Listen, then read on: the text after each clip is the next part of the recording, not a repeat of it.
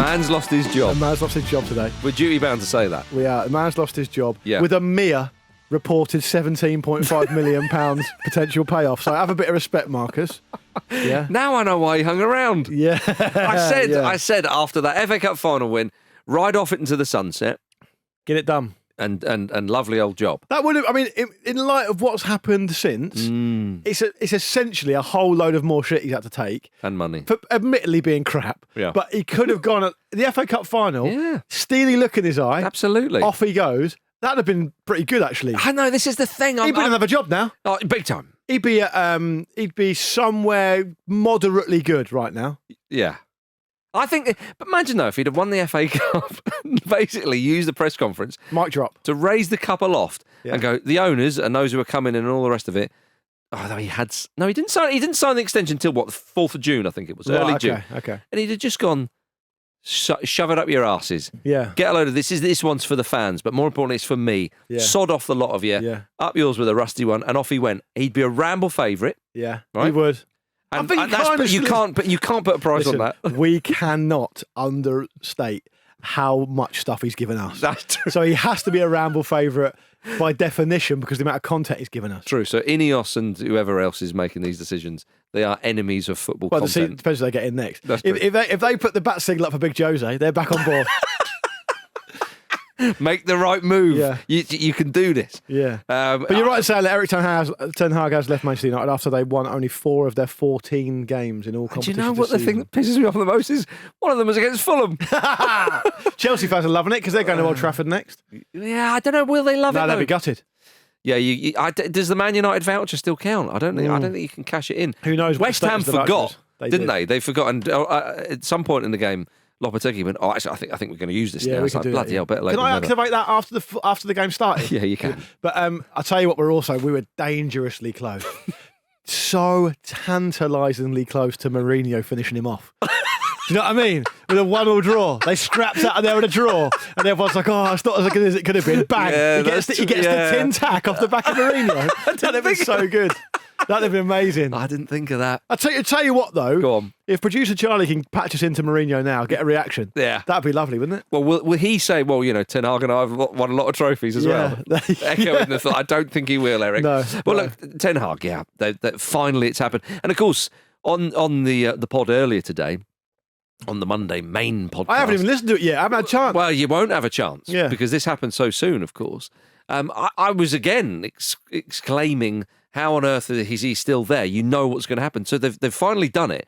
Yeah. Why now, Luke Moore? Why now? Is it because they've got someone lined up, or did they think, sod it, let's give it Rude to end of November? To be honest, I don't really know. The answer is I don't know why now. No, and there'll be nobody people out there. knows. There'll be people out there with hang on. There'll be people out there with really good journalistic connections who'll find out, and it Right. will come out in time. And hopefully, by the time we record Wednesday's ep, Yeah. when Big Vishy style's back, we can Hammer him. we can have. Well, obviously we're going to do that, but we can find out. Look, you mentioned he signed a new contract. Yeah, well, a lot's been made, even in the initial kind of minutes since this announcement's been released. That Omar Barada at United said, he's our man. We're going to back him. We think this, that, and the other. I wouldn't read too much into that because ultimately, when you break it down, what's he supposed to say? Yeah. And when he said that, he probably meant it. And of course, if he says anything other than a hugely effusively positive thing about the manager, it's Manchester United. So the whole thing's going to go off. Sure. He has to say that. I don't know why they've made a decision, but they've made it. And I think probably, if you did want a clue, I would start with the league table. Right, okay. That would be probably where I would start. Was Erik saying it lies? 14th. Only Southampton and Crystal Palace have scored fewer goals than them this season. They lost again, as you no doubt mentioned on the show earlier today. And the key thing you've already talked about on this show now is, you know what you're going to get. And I said this to I partly said this a week or two ago to Vish to wind him up, but I also meant it's true. Feel it's true. They're a mid-table team. Yeah. And what you've got to appreciate is that in some context, it's fine to be a mid-table team, but it's not fine to be a mid-table team for Manchester United. No. Look at the players that even just Ten Hag. I mean, in the last, I think just in the summer gone, De Ligt, Euro, Xerxes, Ugarte, Mazraoui, £205 million. For what?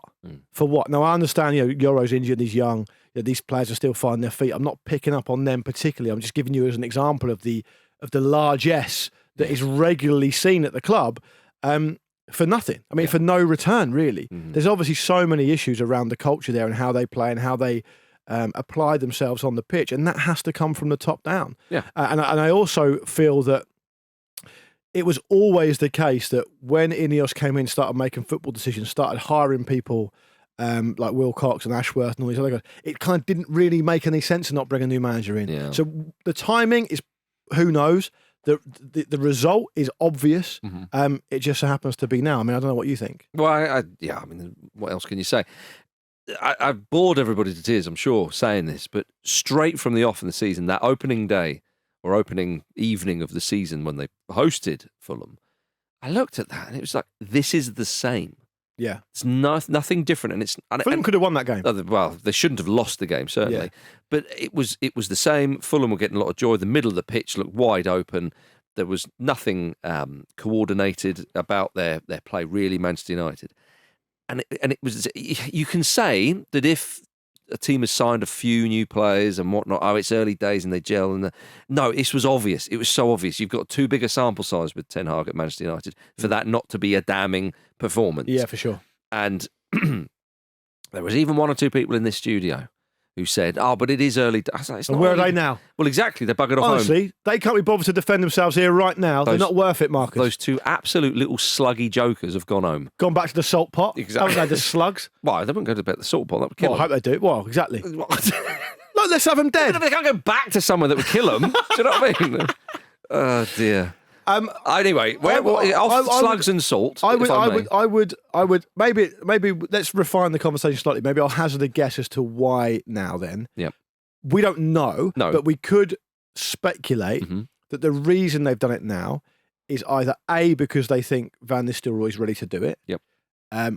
Or B, they've got a candidate and they think they can land them. And the reason I'm saying that is because Thomas Tuchel, allegedly Mauricio Pochettino, De Zerbi, Frank, Kieran McKenna at Ipswich, these are all managers that have been reliably reported that United have tried to go after and not been able to get. Not Poch. He's just settling into. No, I mean previously. Yeah, sorry. Previously. Yeah. I mean, so what I'm saying is, it's not really new, is it? Yeah. Gary Neville was saying in the summer, or just after, might have actually just been after the Fulham game, Marcus. Gary Neville was saying, "Let's have it right." Ten Hag is still in the job because they couldn't find anyone, and they thought, "Well, there's nothing else we can do," and they gave him a new deal. Yeah. The point being that. So on the basis of that, yeah. Maybe they have found someone who wants to do it, I suppose. And that could be why they've done it now, because they have to do it in a clean way. They're not going to announce it, and then we have to do an emergency pod after. Oh, no emergency pod. Imagine it. We'll never get out of here. It'd be like Sisyphus. We're pushing a rock uphill. We're about to walk out. Do you know they've given it to Neil Warnock? And say, back in. But I mean, because Van Nistelrooy's now in situ. Yep. He's a quite highly rated young coach. Yeah. People were talking about how the circumstances of him arriving at United were interesting. Apparently, Ten Hag asked for him. My feeling to that would be like, well, yeah, you would say that, wouldn't you? And I think possibly he accepted him as a compromise, and they said to him, in X amount of time, he's taken over from you or whatever. Who knows? We're speculating. But one thing I would say is, United are now a mid-table team. Everything about them on the pitch. I mean, I saw a good portion of them against West Ham. Really poor overall. Never really in control. More of the same, as you've said. Well, first half, I mean, they were in control, but they should have bloody put them away. Sure, okay. But anyway, just to say, but I mean, that's kind of like saying, no, fine. That's like kind of saying the rest of the play was enjoyed by Mrs. Lincoln. Do you know what I mean? the shooting was still a part of it, wasn't it? And I think that is still, the second half is still a big part of the game, isn't it? Whichever way you look at it. So I would say that whether Ten Hag is entirely responsible for them becoming a mid-table team or not, he's definitely part of it. He's further overseen that decline. And what they need now is they need someone with a big enough personality, a big enough coaching experience, and good enough with some huge personality players to be a new broom and to operate in with that new kind of hierarchy they've got in place. And obviously Ten Hag wasn't going to be that. He needs to continue the good work that Ten Hag did, though. That's what I mean. That's exactly what I meant. For the Ramble's sake. I don't know if it's recency bias or not, but I do, and I know it got quite bad for a while towards the end of Mourinho. It was quite bad for a while towards the end of Van Gaal FA Cup. Yep. I'll take the FA Cup, but it was still quite bad. I don't know if I've ever seen it on the pitch as bad as this. No, I know what you mean. Well, I mean, Van Gaal obviously went after that FA Cup win, although it wasn't his doing. It was the club. But yeah, you look at the way Manchester United are now. You know, you mentioned they're 14th in the league table. You're forgetting the other league table, the Europa League, where they are 21st, just behind Victoria Pilsen. Yeah, good team. Yeah, absolutely. Yeah, no disrespect to them, of course. But Manchester United are not where they want to be in any competition that they're in. They can turn it round, yes, blah de blah de blah, but they're not going to turn it round under Ten Hag.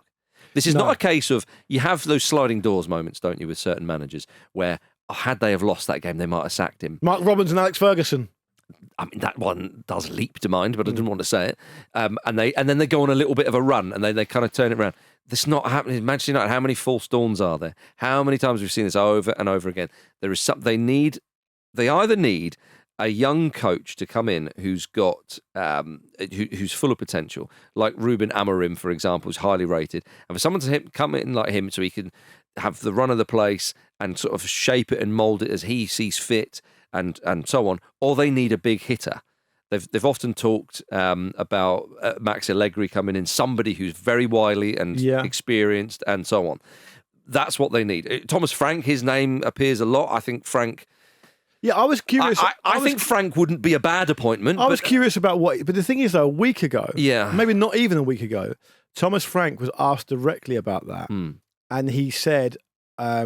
I'm very, very happy at Brentford. I don't see how I would improve my life, my work, whatever, by just going to a quote-unquote big club. And I found the timing really curious on that. I kind of don't really know why he said it. It's an odd one, yeah. Maybe it's because he was approached for this. Yeah, quite possibly. But I would also just throw into the mix that on the question about why now, the Athletic Man United guy, Mark Critchley, has said he's basically speculated that the hierarchy at United had quote-unquote finally run out of patience, and it basically became untenable. So that's probably, they just went, enough is enough. We're basically becoming a laughing stock now, I suppose. And that's interesting, set against the points that Andy and Vish would always make on this show, which is that like Ten Hag is a bit of a useful idiot, a bit of a human shield to kind of to deflect a lot of stuff while they're sorting everything else out. Maybe they feel like they're in place now, they've got everything they want and they want to move on.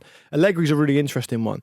I think they are going to need someone who's big enough and experienced enough to work with players to be able to completely repoint what they do on the pitch with an identity and a real passion and work rate as well, because without the ball they've been terrible.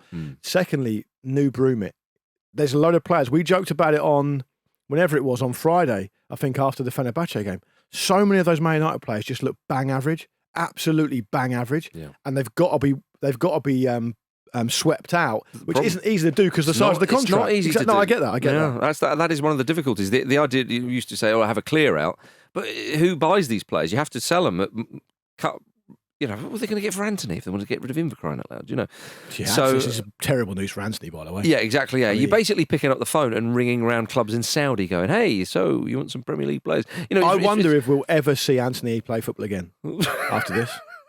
With regards to a new manager, who it might be, I think Thomas Frank, he doesn't have the curriculum vitae that one or two others have. You know, Denmark at age level, Brøndby, and then Brentford. I know he's a Premier League operator. It's just a nice fit at Brentford. If I was him, I wouldn't leave. I think it would be madness, you know, unless he thinks, well, I can make an awful lot of money in a short space of time. But surely reputation, your own enjoyment of your job, and you know, you're flipping, I don't know, even go as far to say mental health are more important than just money, you know. So the players, he's not going to be short of money, Thomas Frank. Indeed, which is why I often sort of said, you know, with Ten Hag, like, leave after the FA Cup win because it seemed so unlikely.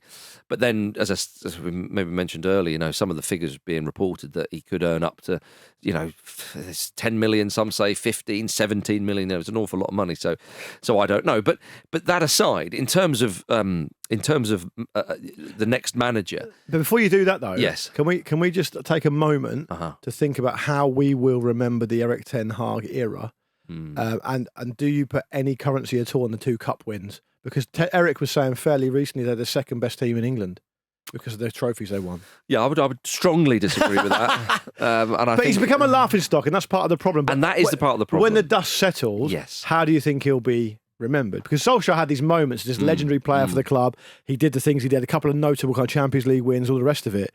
I get the impression, as Vish has literally just sent us on WhatsApp, be right back, I'm off to the dump to retrieve my Solskjaer painting, right?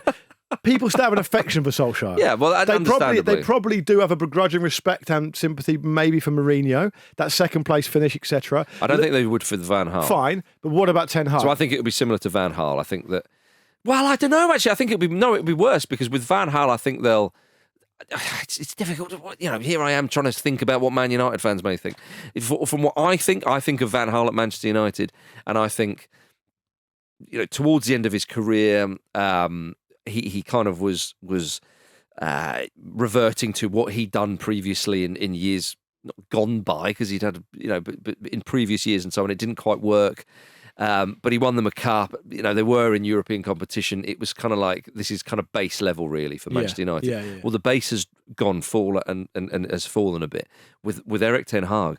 What is the base now? Like it's bad, and I think unfortunately for him, the League Cup and the FA Cup wins have definitely the League Cup. It's already been forgotten about. That first season where they finished, what was it, third? The League Cup, by the way, the League Cup win, any League Cup win, unfortunately, these days, is forgotten about as soon as the next trophy in England is won. Yeah. So it doesn't even last beyond the end of the season. But with that FA Cup win, again, they won it in a certain way, and as we'd heard from various journalists and whatnot, the coaching staff were pleading to him, don't go toe-to-toe with Man City. We have to have a bespoke plan for them in this game, which they executed and they won. And I feel for the man, Ten Hag, because then leave on that note, as we've just talked about. But he's still got that FA Cup win. He can still use that as currency for his next job. But I don't think... He's going to be fine, isn't he? Probably, yes. But I think that he will be seen as, that guy who really ballsed it up at Manchester United, I'm afraid. I hope not. I hope people maybe do remember the odd cup win for his sake, but I don't think he will be remembered favourably at all. And I think he will be seen as the last of this group of managers post-Ferguson where everyone went, enough's enough. Yeah. We have to be better. We have to do things a lot better. You can't just do this, can't do that. It has to be a bigger operation. Whether that will happen or not, I don't know. We may well see another person. And part of the story of that, which I agree with, is his personality as well. Prickly and kind of awkward and a bit entitled, a bit defensive. Because with Van Gaal, you've got a huge career. Yeah. You're sitting on top of that, and we know what he's like. And so when he started taking pot shots at the media, we bloody enjoyed it. We did. But that's a part of his characteristic and his shtick. Totally. And Van Gaal absolutely earned the right to be that arrogant Dutchman because of the stuff he's done. Yeah. Like Ten Hag, he got a bit of that, but without the stuff to back it up. And that was the problem. So look, I don't wish him any particular ill will. I think, given he's managed at Manchester United for as long as he did, and he picked up a couple of trophies, means he'll definitely get another job if he wants one. So he'll be fine. In terms of the replacements, then, the reason I pulled you up on it is because I really wanted to make a kind of fairly big statement before we discuss this properly, which is that, well, just because I think there's so much oxygen sucked in by Man United, it's become such a circus. What, as a neutral, passive observer to this. What I'd really like them to do, because I know they've got Ruud van Nistelrooy in as interim and he'll be there for, maybe they'll give him the job, I don't know, but he'll be there for the foreseeable. He'll certainly be there for the next couple of games. I mean, if he does really, really well, then it's hard to ignore. Sure. But, assuming they haven't got someone lined up. Yes. But what I would just like to chuck in there, because I don't think it's said enough now these days, is that if you are Manchester United, the level of club they are, and you've got everything in place, and you feel like now you've got an ownership taking care of the football side of the business, which is coherent. Like I say, they've got Dan Ashworth in there. They've got Jason Wilcox, and they've got the people they want in there. Because that was the big lament for a while, wasn't it? There's no hierarchy, there's no technical director, whatever. They've got that stuff in there. I'd love them to use this as a big hard reset and go, we're arguably the biggest club in the world. So actually, notwithstanding the obvious shit, like Pochettino's just taken the US job, so he's not realistically going to be available. You should be able to go and get whoever you want. This is not a mid-level Premier League team. This is Manchester United, and it's a great opportunity if you can convince your chosen candidate that the hierarchy is there to go and get whoever you want, and they can be in a position, if they get it right, where they can be a fucking hero. Yeah. Because it's got so bad, as you've said. Yeah.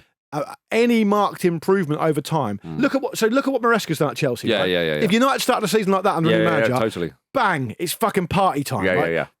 Fan dabby dozy, it's party time, right? So I think that's the attitude they should use. They should go and they shouldn't be bouncing around, a manager every couple of years.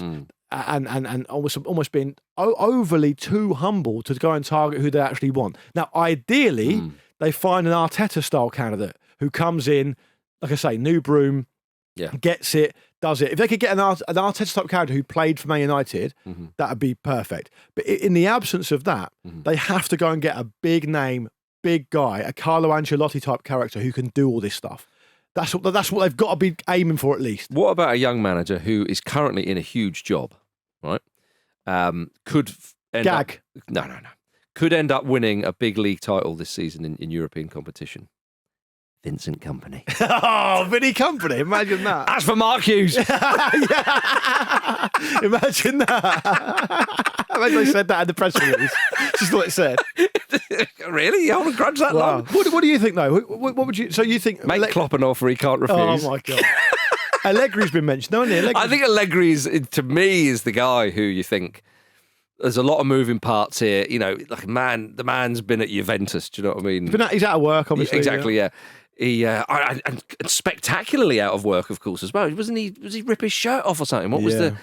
Yeah, that's the kind dramatic, of that's the kind of passion. No, I think his name has been mentioned time and time again with Manchester United because he is a canny operator and he thinks, right, what have we got? It's a tiny bit like Ancelotti in that, you know, what have we got going on here? Okay, we've got these types of players. What broth can I make with what I've got? Yeah. Maybe criticise once. Yeah, minestrone, presumably. Presumably. Yeah. In that accent as well. Yeah. Sorry about that. That's all right. I enjoyed it, but perhaps lots of others didn't. My show as well. Perhaps maybe criticised for not the most, you know, attacking or exciting brand of football, but I think you just want wins at this moment. But if they were to get him in, I think that wouldn't go into the whole long-term project. But maybe you do need somebody in for a year or two to re-establish the club, to move that base up. You can't get someone in and go, hey, well, we're currently mid-table. Can you push us into the Europa Conference League next season, please? Yeah. So I think maybe that's how they go. Xavi Hernandez has been mentioned a little bit. Again, is that what we're calling him now? He's a manager? Well, I think so. We have to call him Xavi Hernandez. All right, let's say Xavi then. Sorry. No, it's fine. I just want to know if we're taking him more seriously because he's now a manager, so we want to use his full name. You can't call him Mr. Xavi, can you? This is what I'm saying. Well, okay, so Xavi has been mentioned. I don't see that personally, but he's been mentioned. Gareth Southgate's name has been, but again, he said he's going to take a year out of football, and I would imagine he'd be true to his word. As I say, I think if you're Manchester United, you want to try and get you've mentioned Maresca there, that young manager who you think this is going to be. I know people say, can you take a bit of a punt on somebody? I think Amorim is a shout because it's that idea of the playing style and trying to kind of work with what you've got. It would be a step up, of course. But if you look around that dressing room, it's not. They've not got the huge hitters like they have. So, I think it's very difficult. I would just say, you know, on that note, by the way, we're going to end with that. The big challenge is there's so many players in that squad that have almost not quite cycled through different managers and been average, but like have been average for longer than is healthy. And it needs someone to come in there and make big decisions. I would say, really, my personal view on in terms of the outfield players, I think the goalkeeper's been broadly fine. I think in terms of outfield players, the only ones that really come out with any kind of credit are either young, so they're just finding their way. It's like a Kobbie Mainoo who's had a really good kind of stratospheric rise, and you can't really criticise him. I think Dallow's been decent. I think Mazraoui started okay. I think Garnacho's actually done well in that situation. But it's fairly slim pickings, isn't it? Really. Do you know who the ideal candidate would have been? Thomas Tuchel, probably. Yeah, that's weird. I was about to say that. I mean? Yeah, it's weird. Probably, do you reckon he's kicking himself now? Probably not, because he probably wanted to. No, I think Man United are kicking themselves. But do you reckon Tuchel is? No. Okay. Manage England's biggest job. Boy, isn't he? It's biggest job in the world, and I include the US presidency. It's the Holy Grail, isn't it? It's the Holy Grail. We're finished with England. What does this mean for England? Put that in the title of the YouTube video. No, it's a fascinating thing. It's a big story. Yeah. I will be watching with bated breath exactly how many players get kicked out the door when the new manager comes in, because it should be a lot in my view. Should be a lot. Mind you, Christian Eriksen has worked with Thomas Frank, so There we go. There's something to go on. It will be intriguing as to what happens there. Will it be a quick decision? Will it be a slow one? Will Van Nistelrooy? Only time will tell, everybody. Good luck to you, Erik ten Hag. We hardly knew you. My personal highlight of your reign was when you first came into Man United and you got the words "thank you" and "please" mixed up in all your presses, and you kept saying "please" at the end of each interview. Yeah. Who was it that Sky Sports News guy who's? It's not a good look for the club, Erik. Oh, that's Gary Cottrell. That was a good Ten Hag moment because he mugged off Gary Cottrell. And his mate. And he does. And he was his best man at his wedding. That was a great start to Ten Hag because he just completely pied off Cottrell, which is obviously pleasing. Do you think Cottrell's had the last laugh? Downhill since. I hope Cottrell's doorstepping him now, probably. God, that would bloody hell. He'd be picking up his teeth with a broken arm, I expect. Maybe. Ten Hag, though, if he came out the front door and he just whacked him around the head with his FA Cup winners' medal. Clanged him on top of the FA Cup. Yeah. Dong. One last hurrah. Yeah. Good luck to you, Erik, and good luck to Man United. Absolutely, yeah. Thank you for watching a clip from the Football Ramble podcast. Don't forget to like this video and subscribe to the channel so you don't miss an upload. A single upload. Don't miss out on the uploads. The uploads are important.